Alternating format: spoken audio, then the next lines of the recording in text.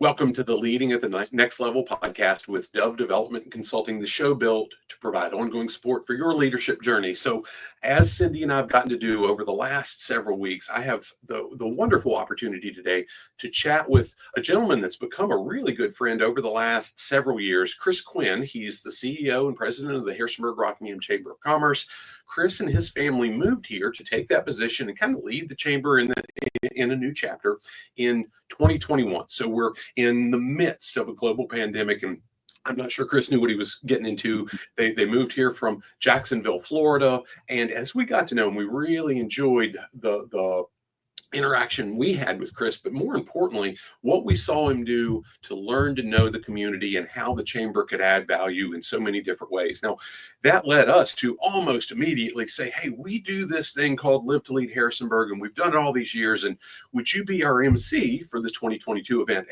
And Chris doesn't necessarily seek the spotlight. He's really tuned into one-on-one conversations and so on, but he reluctantly said, yeah, I'll do that.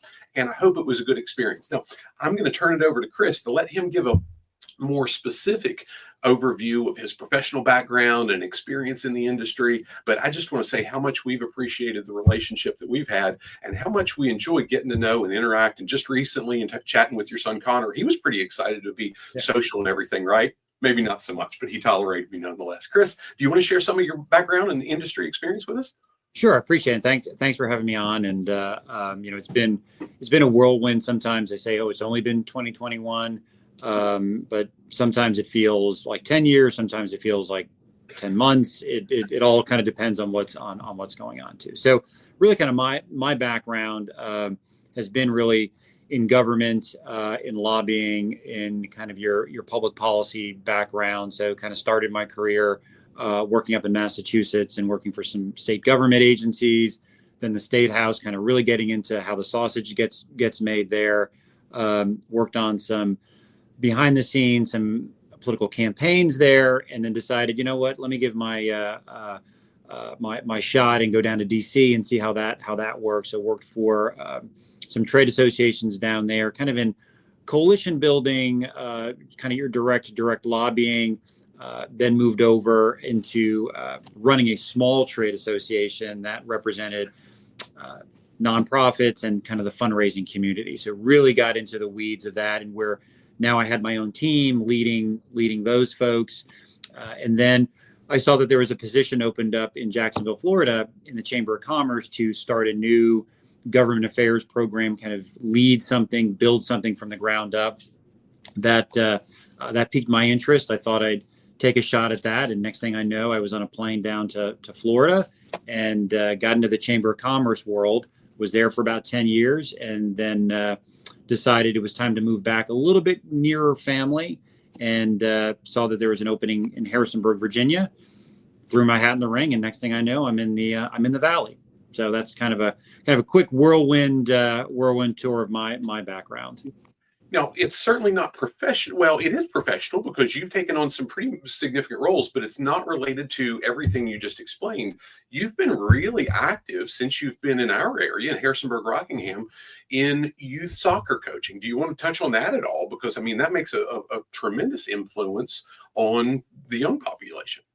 Sure. I mean, so a lot of what we do in the chamber is community oriented, and my passion outside of chamber and working with the community is youth sports, particularly soccer.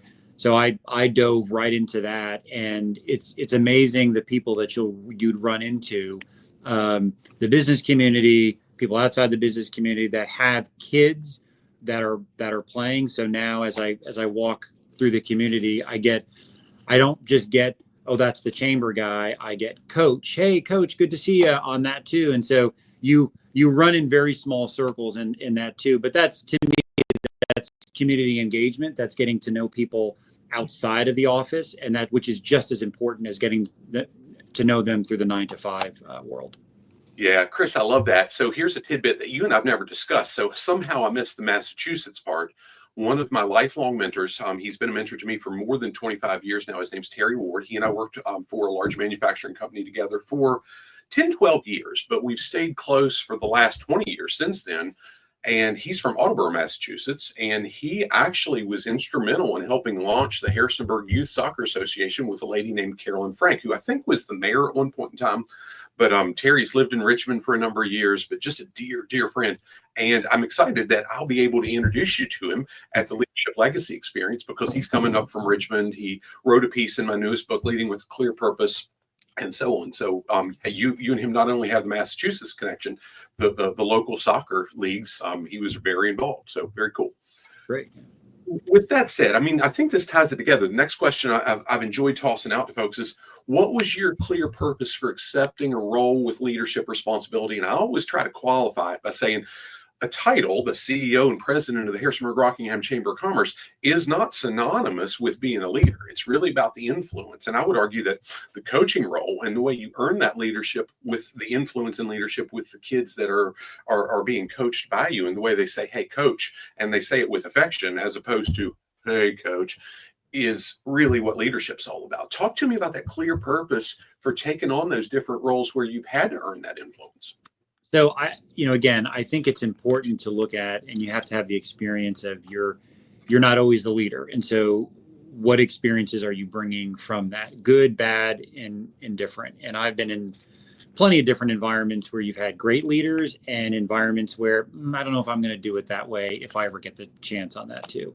And so my purpose going into a lot of these roles is I want to create an environment where you never are talking with, whether it's the coach, whether it's a leader, that I work for such and such. It's always I work with such and such, and making it the type of environment where people feel the ability to try new things, that it's okay to fail, because that's where we're learning the most, and that breeds innovation and people taking chances, and you're growing, and that no one is ever fearful of, well, if I make a mistake, Chris is going to get mad at me. Like, no, we start very, very clear that mistakes are expected. That's what you learn from. That's how you grow. The great thing about a mistake is you know not what to do next time. And now we go forward and we figure that out. The same is true in the business environment, and the same is true in the youth sports environment. That's, if you're ever going to learn something in youth sports, it's that mistakes are going to happen. And we tell the kids, if you knew everything, you'd be a professional by now. You'd be teaching me how to do things. So don't worry about it. Make mistakes, learn, try different things. And we take that right into the organizational world on things too. So my environment is, I want you to try something and be okay with knowing that it might not work. And that's the environment that we want. Environment of innovation and taking those chances, and try thinking outside the box, because I think that's what people look for when they look to join groups like a Chamber of Commerce or another membership organization. So that's really what I wanted to drive and try to inspire in whatever group that I was with. Now, I'm going to dig just a little bit deeper on that. When I wrote Leading with Clear Purpose, I remember in December of 2023, I'd finished up What's Killing Your Profitability. It was set to be published and so on. Thinking, okay, I need to start a new book. And I just was floundering. I didn't know where I wanted to go. And I had a conversation with a lifelong friend who we're the same age, but I've always kind of looked at him as a hero because of his character, his work ethic, just everything that I'd seen him accomplish, in spite of any of the odds stacked against him at any point in time. And I heard an emptiness in it. And I realized, gosh, he doesn't have something in his professional life at that point in time that's really giving him fulfillment. Where's that fulfillment come from? What's the biggest part of fulfillment in either of those roles, coaching or in any of the leadership roles that you've held in your career? Where have you got the most fulfillment? It's interesting, because I think if you take a leadership role, it can't be about you. And it's got to be about others. It's about the organization. So I get the most fulfillment when I see, whether it's a staff member or it's a player, get accolades for something that they've done, because then you've put together the environment to allow for them to succeed. And by them doing well, then obviously reflects the leadership that's there. It doesn't need to be an award or someone say patting on the back. The fact that you have employees or players that are doing well, that's enough. And I think that to me is where I get the fulfillment to say, oh, that's great. They got an award or they're doing well on something because you allowed them to get there, or you helped foster that in some way, shape, or form. Amen, Chris. I could cry in hearing you explain that. So I think it was in 2022 at your annual banquet with the chamber, you guys recognized a dear friend of mine. I met him when he was 19 years old. I'd had a fingerprint, just a small fingerprint on his journey. He did the work, but I was able to connect some of those dots. And I saw you guys recognize him and his wife as Entrepreneurs of the Year for the businesses that they had purchased and run and so on, and the impact that they've done in so many ways in nonprofits and stuff with the community. And that was the feeling. I'm going, holy crap, I didn't do it. But maybe, just maybe, he wouldn't have had that door opened if I wouldn't have had that fingerprint there. I'm not taking the credit, but my gosh, that was fulfilling just to see that, holy crap, we helped somebody along the way. So love that explanation. So in your career, so you said it, you nailed it with what you said about, hey, you don't do it for yourself. And what we've seen over the last 25, 30 years in the work that Cindy and I do, more specifically in our business in the last 10 years, we see great people develop technical skill sets and they get promotions in the roles, but it's a difference when you've got that responsibility for really leading and serving a team. What motivated you to get involved in that leadership development side, not just, hey, I'm good at my technical aspect? Well, I think the first thing is you need to go into it knowing that you don't know everything. And you need to say that I've got to be as difficult as it is, that you've got blind spots, you've got growth that you need to do that. There's going to be mistakes that you made. And so how can you continually advance yourself in terms of leadership techniques or leadership ideas that are out there, that you're always learning from someone or something. It's like going to, it's like having a doctor. Do you want a doctor that doesn't continually educate themselves on the new techniques that are going forward? Or do you want someone who's on the cutting edge of what's the latest and greatest there? I want to go see that. I want to go see that doctor. It's the same thing on leadership. There's always something new. That's not to say that what's tried and true is not working, but there's always something out there.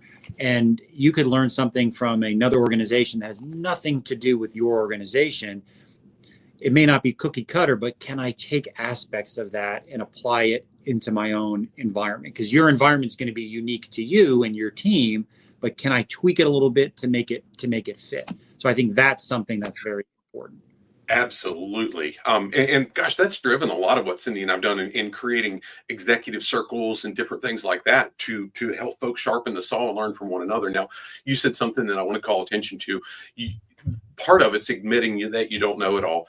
Can you picture the faces of the folks that they're a CEO or they're an owner and they automatically assume, hey, I know it all and I'll tell you?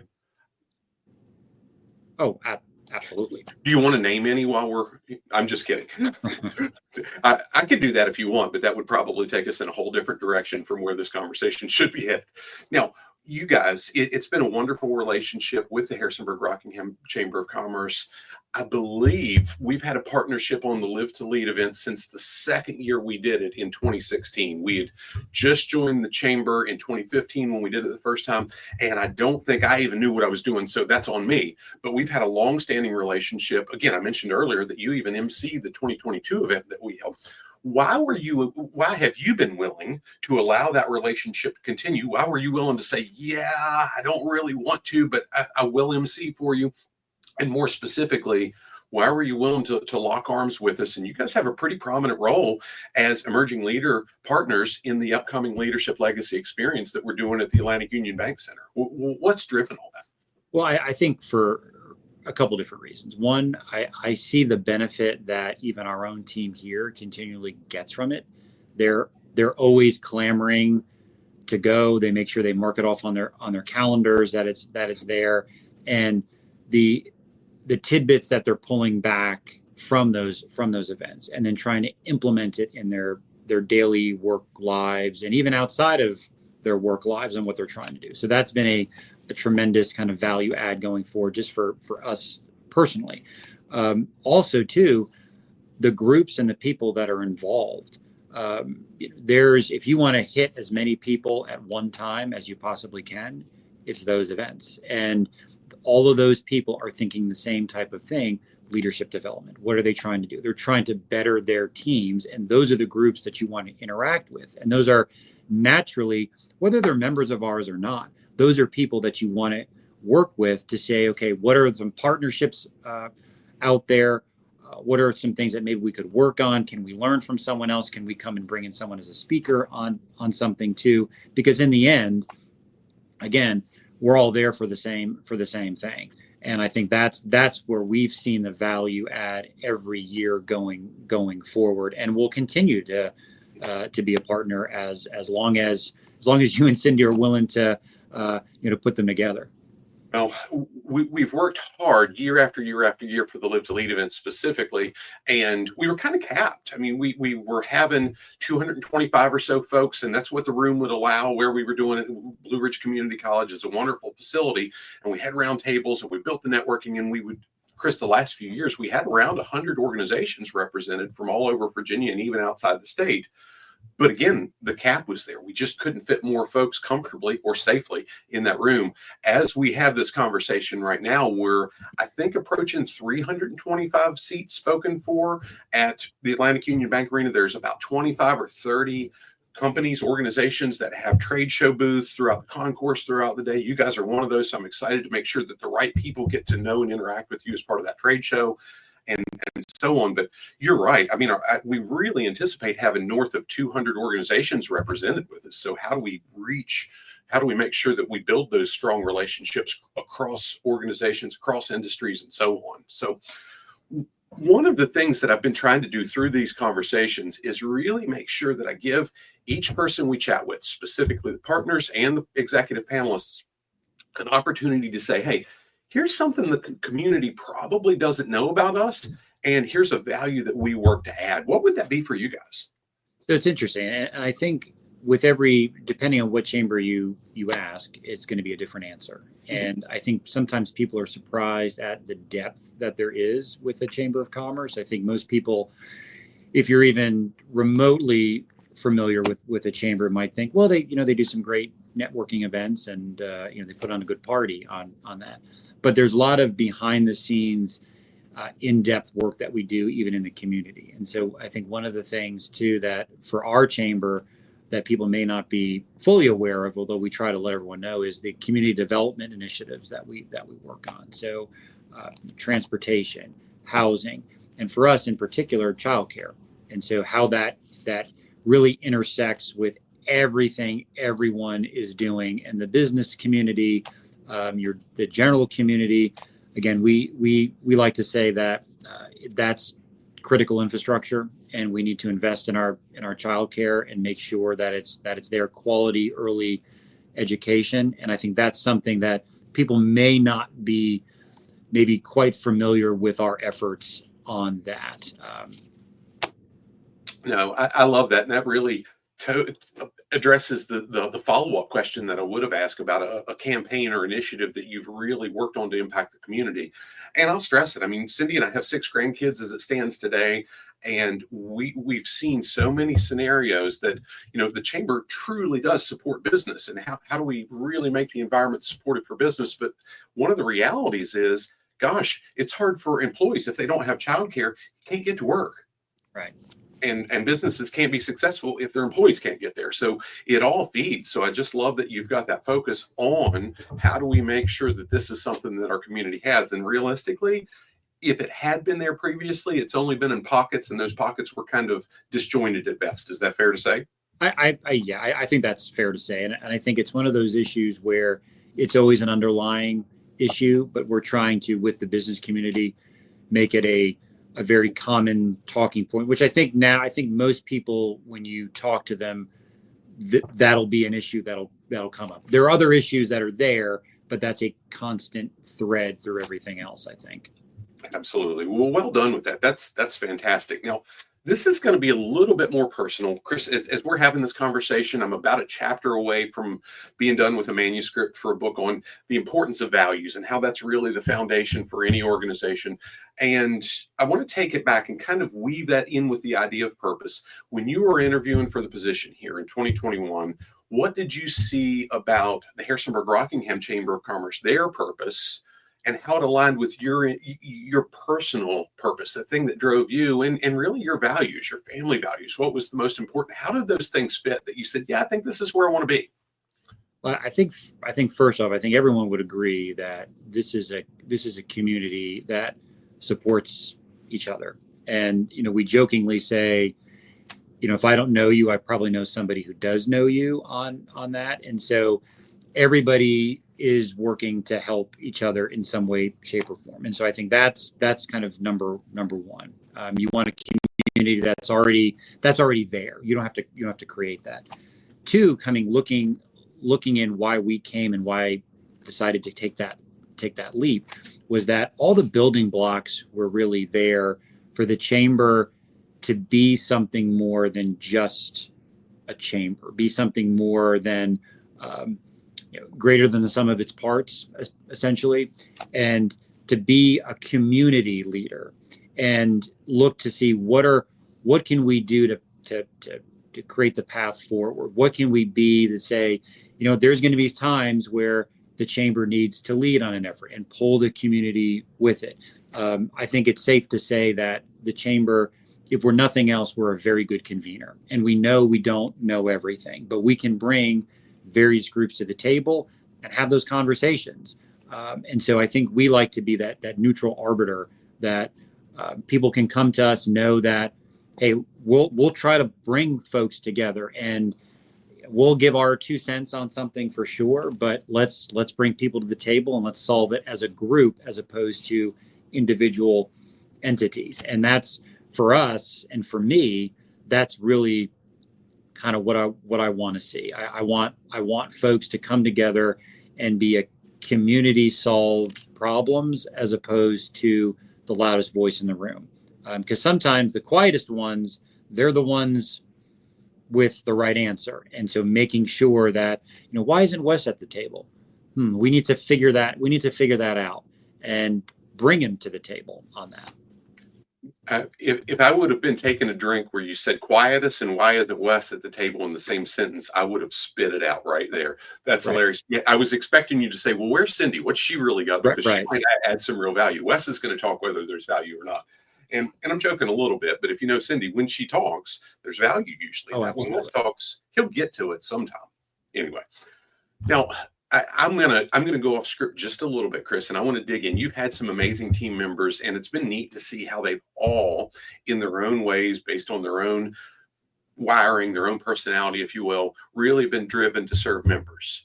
The one that's been a constant for the entire 10 years that Cindy and I have been a member, and oh, by the way, it's our 10-year anniversary with the chamber, and it's our 10-year anniversary in our business, and so on this year, has been Sheena. She's your chief of staff.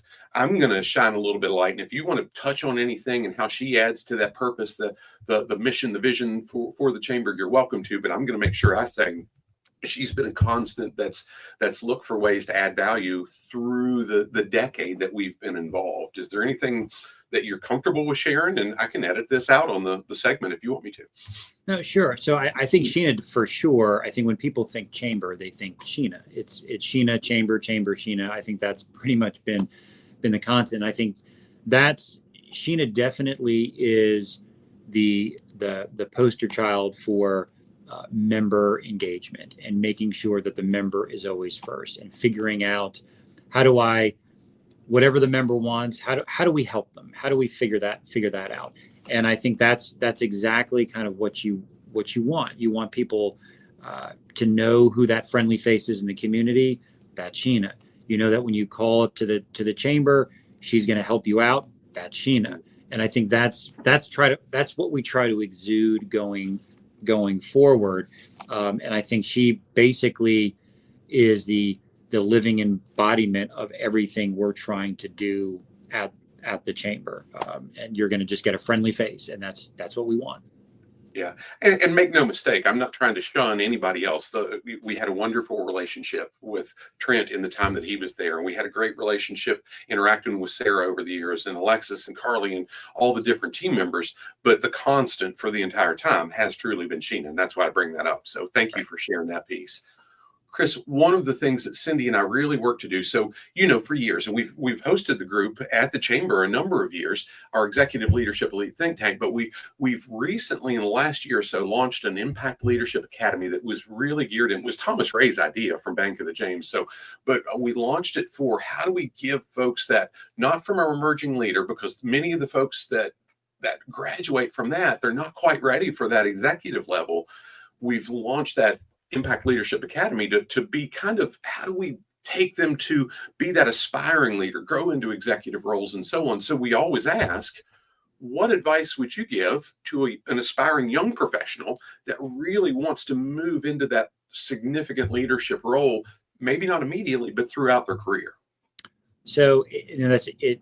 It's interesting because I'll say something that maybe not everybody always says, but be okay with failure. And that's something where leaders throughout history, throughout business, throughout everything, they've all failed. And it's just a question of how quickly do they get up from that failure? What do they learn from it? And are they someone that's going to get up, dust themselves off and say, okay, I'm going to try again. I'm going to figure it out. Or do they turn around and say, I'm not doing that again?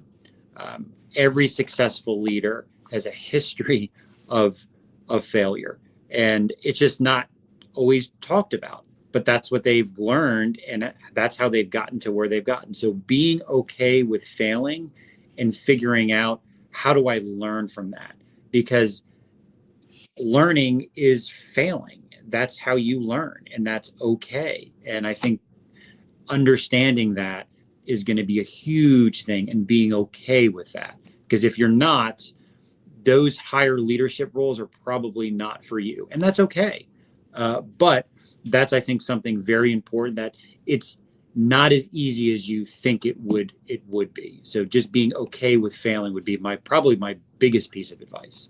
I love that. I've heard John Maxwell say, you're never good the first time. And I just had a conversation yesterday with somebody that says, how do you do this? Or how do you do this? I said, you get started. You figure it out along the way. Nobody's watching anyway. You're going to do something stupid, own it, learn from it, move on. It's all right. Right. It's not fatal. I love that. Chris, what have I not asked you that you'd really like to make sure that folks hear about you personally, the mission, the vision of the Harrisonburg-Rockingham Chamber of Commerce, or just anything in the area? I mean, I really would just say that the chamber, like anything, and even like myself too, we're always looking to evolve. We're always looking to change. And so with that comes feedback. And so we want our members, we want people who are not members, community partners, give us feedback. Let us know what are things you'd like for us to do, like for us to change, things you like, because that helps us evolve over time. We don't want to be the same chamber 5 years from now, 10 years from now. We want people who are members now to maybe not even recognize us 10 years from now too. And so constantly evolving, because if you don't, you might be shuttering your doors on that too. So I'd say, give us feedback, talk to us. We want to hear those things. Of course, we always want to hear how great we are, but we also want to hear how we can improve. And I think that's something maybe not everyone always does, but we're always open to that and want to hear that. Outstanding. Chris, I truly appreciate you taking the time to do this with me. I most importantly appreciate the relationship that we've been able to have with the Harrisonburg-Rockingham Chamber of Commerce over the years. I've dropped the links to the Harrisonburg-Rockingham Chamber and the event in the comments threads for the live feeds of this. It'll be wherever it's accessible, be it podcast and the digital course for the event. I always close by saying, gosh, if anybody out there accessing this has a need for continuing education credit, specifically in the HR community, reach out to me and Cindy. Send us an email at admin@dove-development.net, and we will be happy to hook you up with a 45-day all-access trial to our full Leading at the Next Level program. Gosh, Chris, get this. Today, it's got over 160 hours worth of content in the digital course. Wow. And we typically do 2 new live lessons virtually every month that go into the digital course. So it's, who knew it was going to turn into that when we started in 2018, but that's where we're at. So anyway, we appreciate you being with us. Guys, if there's a way we can serve you, we look forward to doing that. And we just appreciate the opportunity to be with you on June 13th for the Leadership Legacy Experience. Again, Chris, thank you very much for the time. And I look forward to seeing you very soon in person, sir. Thanks for having me. Appreciate it. See you soon.